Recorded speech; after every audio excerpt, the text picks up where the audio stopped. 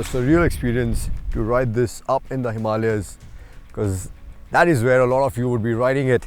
And it also gave us a really good insight into how big a step Royal Enfield have made with the Himalayan compared to the 411, especially when you're riding it in that terrain. So if you have not seen that video, I urge you to watch it, because that's where we have also covered all the technical details about the new Himalayan, everything that's changed on it. The main agenda of this video is to see how Royal Enfield's very first Sherpa 450 engine, which is 4-valve liquid-cooled DOHC, how it does here in the plains, where you have access to all 40 horses and 40 Newton meters of torque, which was not the case up in the mountains. And I'm happy to report it does not disappoint.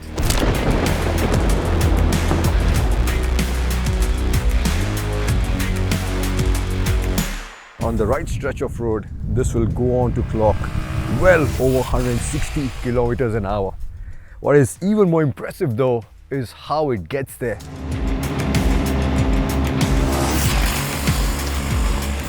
It has a really strong mid-range.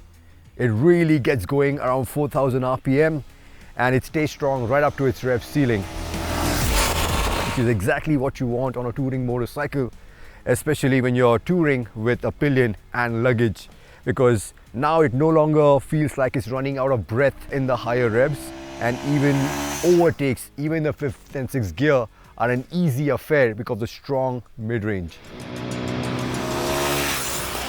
So in terms of cruising speed, this will do 135 kilometers all day long with the engine still in its sweet spot. The vibrations, as I mentioned previously, are there. You can feel them the most on the pegs at around 4,500 RPM. But as the revs climb, they move on to the tank and then onto the handlebar, where they become a lot less prominent, especially in the 5th and 6th gear. But this is one aspect where I would really want Royal Enfield to focus on, which is refinement, which now seems to vary a lot from one motorcycle onto the other. I'm saying this with a lot of confidence because I got a chance to ride another Himalayan from the media fleet, which was a lot vibier. There was a lot of mechanical clatter and also did not make the same amount of power. Luckily for me, my long-termer is on the other end of the spectrum, which is a lot more refined and has a really punchy engine. So that is what they really need to focus on, the consistency.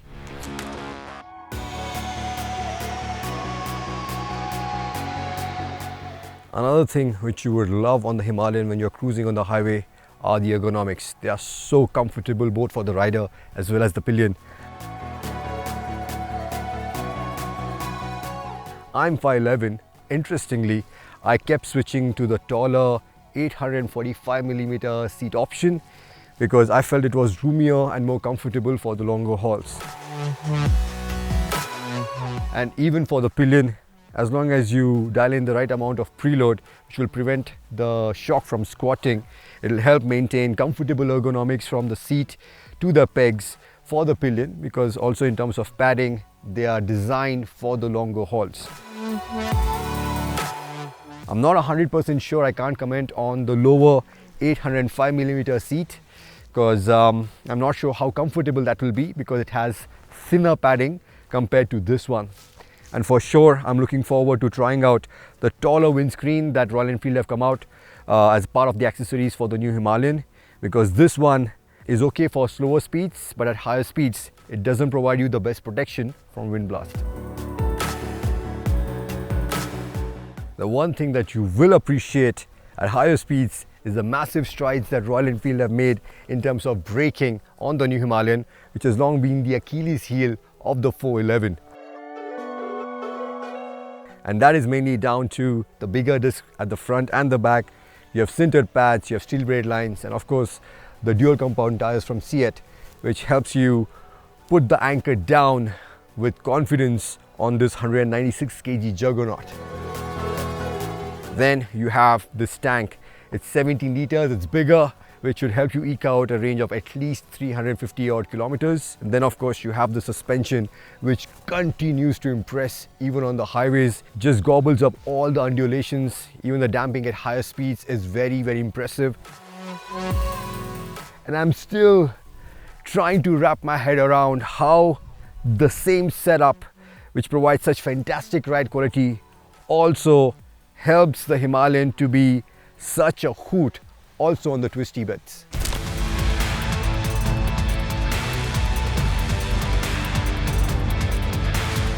Front end doesn't have excessively under hard braking. You have surprisingly good front end feel despite the longer suspension travel and a 21-inch front. In fact, it feels more like a 19-inch front, which not only stays on your intended line but also gives you the leeway to correct your line mid-corner even at higher leans. And that is partially down to the longer wheelbase, which gives you the added stability, and also the impressive mass centralization.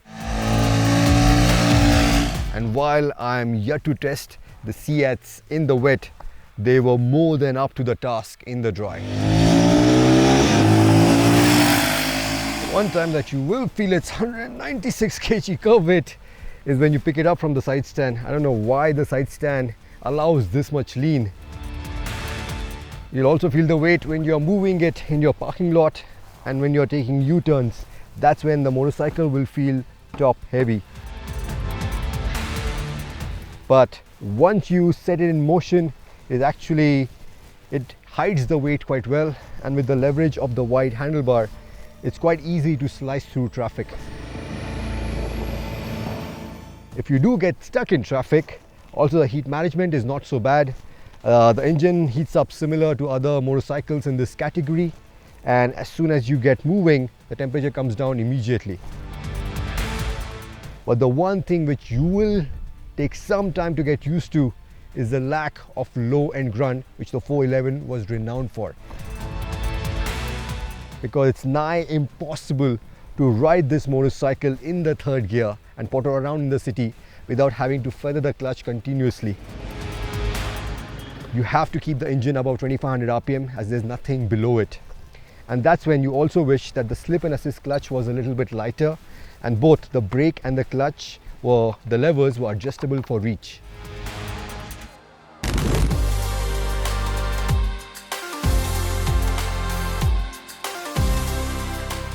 Another place you'll miss the low end grunt is here, off-road. On these technical sections, it's almost impossible to ride the bike without feathering the clutch, even when you're riding in the second gear. But ride it, keep the engine above 2700 RPM, and the Himalayan really comes into its own. It's very engaging to ride because now you finally have all the torque available to get the rear to step out at will.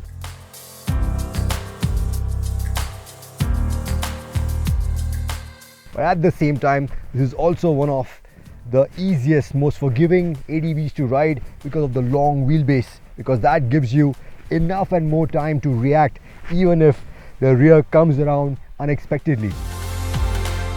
If you're buying the Himalayan mainly to ride it here in off-road sections, then I would definitely recommend swapping the sintered brake pads at the back with organic ones so that you have a little more progression in terms of how quickly the rear steps out, because right now as soon as you get on the rear brake, the rear locks and comes around very, very quickly. But for a motorcycle of this size, this dimension and this weight, the weight balance is beautiful. The Showa suspension again stands out here as well. It's easily one of the best suspension setups that I've experienced. Even though it's not adjustable, it works flawlessly on the road, for cruising, for riding hard in the corners, or here off-road. And even though I'm itching to ride the rally kit, even the standing ergonomics on the stock setup is pretty much spot on, especially for someone of my size, my height, 5'11". I fit on it really, really well. The only teething issue that Royal Enfield needs to fix as soon as possible is this top nut, which sits right underneath the handlebar and on the top yoke. It keeps coming loose, especially after a hard off-road ride. I earlier thought it was the cone set going bust, but I confirmed with Royal Enfield as the bike was in the service center, They confirmed the cone set was fine. It was just the stop nut which is getting loose, and they're already working on a solution. I'll keep you guys posted on the progress they've made and to validate if this cone set issue has been resolved over the next few months. Which brings us to the most important question. If the Himalayan is a good buy, considering now it is 16,000 rupees dearer now that the introductory price has been taken off. And to answer that question, we have to look at its alternatives.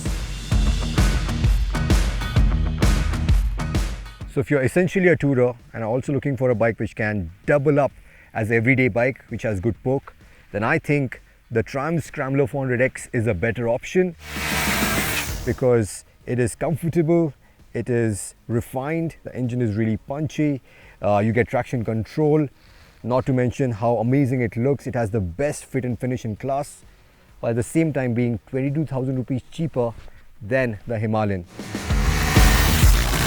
But you have to take into account the fact that whatever money you are saving, you will have to reinvest it in better tires to fix the braking issue on the Scrambler. And also, the pillion comfort on that is not going to be as good as it is on the Himalayan. Now, if you're more of an explorer, then the Himalayan definitely has an edge over the slightly cheaper KTM 390 Adventure X. Mainly because this is more capable off-road, because of you have 21-inch front, you have longer suspension travel, you have more ground clearance. You also have a bigger tank, so more range, and also the navigation on the dash is an absolute boon. Yes, it is 21 kgs heavier than the 390 Adventure X, but the lower seat and the fact that this has better mid-range should help you get yourself out of any sticky situation that you might find yourself in, especially on trails like this. Now when it comes to the KTM 390 Adventure spoke wheel variant, even though it is 52,000 rupees dearer than the Himalayan, it can still make a case for itself, mainly because of the safety it brings to the table in terms of the advanced electronics with cornering ABS. You also have adjustable suspension which you can tweak, and lastly you have better top end performance. So as a tourer, it definitely has an edge over the Himalayan. But then if you're really serious about taking the bike off-road, the Himalayan still has the upper hand. So there you have it. That's the verdict thus far of the Himalayan. I'm looking forward to spending more time with it, try out the touring kit, the rally kit over the next few months, which will again help me and put me in a much better position to talk about the reliability aspect of this promising new platform.